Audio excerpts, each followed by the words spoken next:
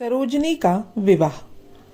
वैदिक काल से ही भारतीय समाज जातिगत भेदभाव से जूझता रहा है।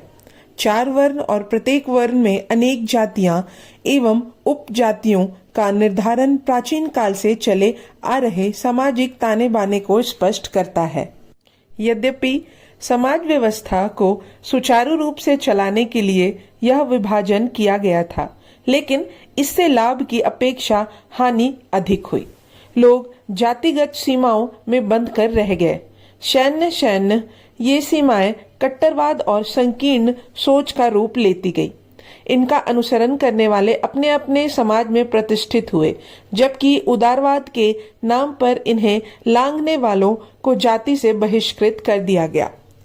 आज जब भारतीय समाज के कई हिस्सों में जातिगत भेदभाव का विभत्स स्वरूप दिखाई दे जाता है, तो 19वीं सदी में इसके कुप्रभाव का सहज ही अनुमान लगाया जा सकता है। ऐसे जटिल समय में प्रसिद्ध ब्रह्म समाजी केशव चंद्र सेन समाज सुधार के लिए सतत प्रयासरत थे। इसमें डॉक्टर अघोरनाथ और मुल्ला अब्दुल क्यूम जैसे विचारक उनके साथ थे। उन दिनों जाति से बाहर विवाह करना अपमान और पाप की श्रेणी में आता था। केशव चंद्र इसका गहन विश्लेषण कर रहे थे। उनका मत था कि विभिन्न जातियों के बीच वैवाहिक संबंध स्थापित करने से समाज में एकजुटता और आपसी समन्वय बढ़ेगा, जिससे राष्ट्र सुदृढ़ होगा।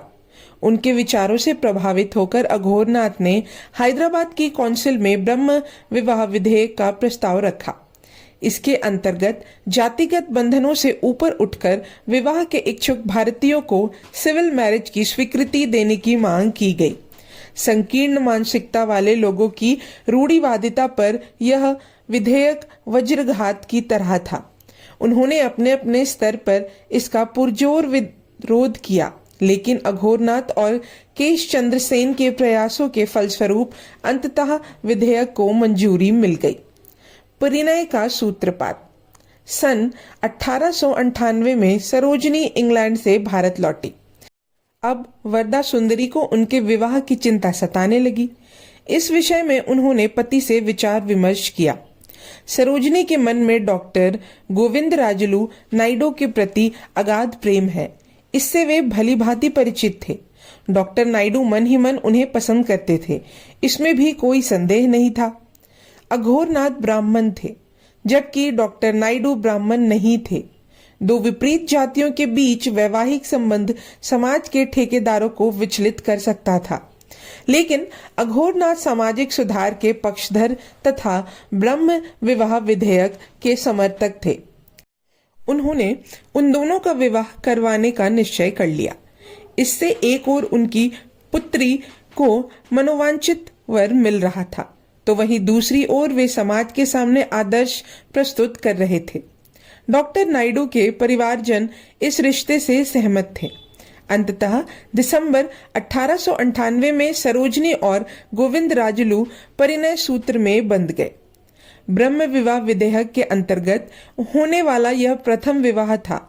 मद्रास में आयोजित इस विवाह की सारी रस्में ब्रह्म समाज के अनुसार पूर्ण की गई। हैदराबाद में वरदा सुंदरी ने मुस्लिम महिलाओं के लिए विवाह उत्सव का आयोजन किया। इसमें प्राचीन और नवीन संस्कारों का समावेश किया गया था। इसका उल्लेख करते हुए सरोजनी ने एडमंड गॉस को लिखा था, मेरी मां ने मुस्लिम महिलाओं के लिए एक विराट स्वागत समारोह का आयोजन किया। इस अवसर पर गाने वाली महिलाओं ने महामहिम निजाम की गजलों में से चुनी हुई सुंदर गजलें गाईं। इस प्रकार सरोजनी चट्टोपाध्याय विवाह के उपरांत सरोजनी नायडू बन गई। गृहस्थ जीवन का आरंभ। विवाह उपरांत डॉक्टर नायडू और सरोजनी हैदराबाद में निजाम शाही रोड पर बने एक बंगले में रहने लगे।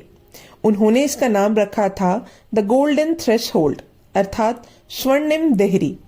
जैसा कि भारत में युवतियों से अपेक्षाएं की जाती हैं, सरोजनी ने गृहस्थी की जिम्मेदारी संभाल ली।